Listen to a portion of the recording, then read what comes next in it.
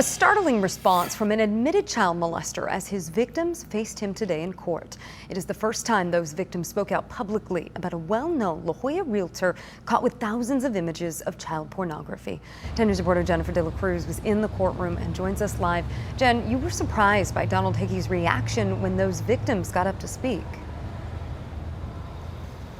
Yeah, Lindsay, well, Jane Doe number one stood up very courageously, speaking about the pain that she's been through. She said she even feels bad for his sickness. Meanwhile, Donald Hickey was sitting there actually smirking during those victim statements. Meanwhile, he was sitting there in handcuffs. Donald Hickey in court for part of his sentencing today. The 61-year-old pleaded guilty to molesting underage girls between 2009 and 2012. Prosecutors say Hickey had thousands of images and videos of child pornography that included victims under 14 years old.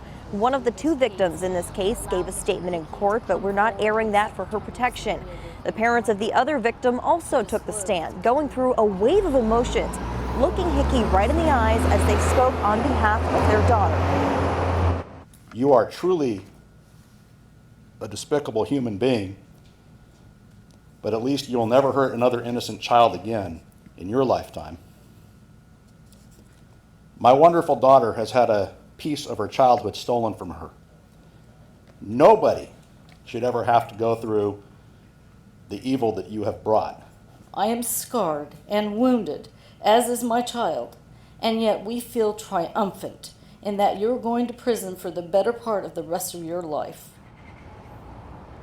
Hickey also made a statement in court saying he is sorry and he takes responsibility for his actions. He says he was abused himself from when he was 10 to 12 years old and says that trauma played a big role in his recent actions of violence. Today was only a partial hearing.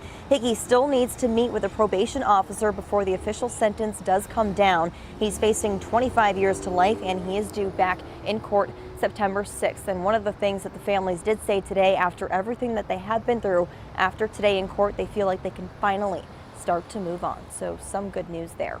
Reporting live downtown, Jennifer De La Cruz, 10 News.